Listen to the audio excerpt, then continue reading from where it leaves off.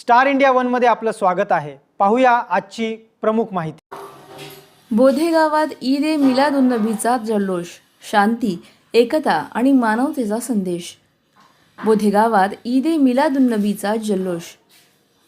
बोधे गावात ईद ए मिलादुन्नबीचा उत्सव मोठ्या उत्साहात आणि भक्तिमय वातावरणात साजरा करण्यात आला। प्रेषित हजरत मुहम्मद सल्लल्लाहु अलैहि वसल्लम यांच्या 1501व्या जयंतीनिमित्त आयोजित या सोहळ्याने संपूर्ण गाव शांती, एकता आणि मानवतेच्या संदेशाने दुमदुमून गेले।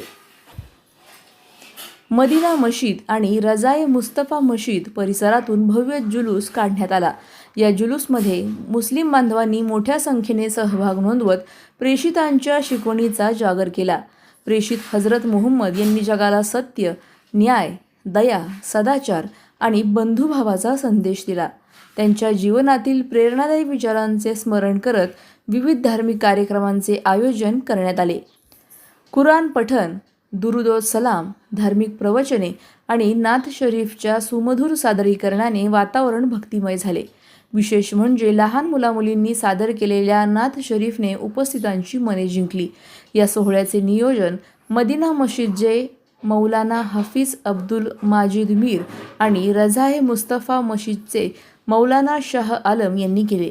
यावेळी प्रेषितांच्या मानवतावादी शिकवणीचा संदेश समाजापर्यंत पोहोचवण्याचे आवाहन करण्यात आले। ईद ए मिलादुन्नबी निमित्त काढण्यात आलेल्या जुलूसमधून सामाजिक सलोखा, शांतता आणि बंधुभावाचा संदेश देण्यात आला। शिस्तबद्ध वातावरणात पार पडलेल्या या कार्यक्रमामुळे बोधे गावात सामाजिक ऐक्याची परंपरा पुन्हा एकदा अधोरेखित झाली। कार्यक्रमाच्या यशस्वी आयोजनासाठी फिरोजभाई पठाण, पोलीस निरीक्षक मोहन बोरसे, पोलीस निरीक्षक बाजीराव सानप, पत्रकार समीर पठाण, राजू शेख, लतीफभाई मेजर, हारून सय्यद, पत्रकार आसिफ पठाण, इंजिनियर अनीस शेख, बबनभाई कुरेशी, नफीस शेख, जावेद पठाण, यासिनभाई मोगल आणि जावेद बागवान यांनी विशेष सहकार्य केले। यावेळी हिंदू मुस्लिम सलोखा समितीचे नेते फिरोज पठाण यांनी सांगितले की बोधेगावमध्ये विविध सण उत्सवांच्या माध्यमातून सामाजिक एकता आणि बंधुभावाची परंपरा कायम जपली जात आहे।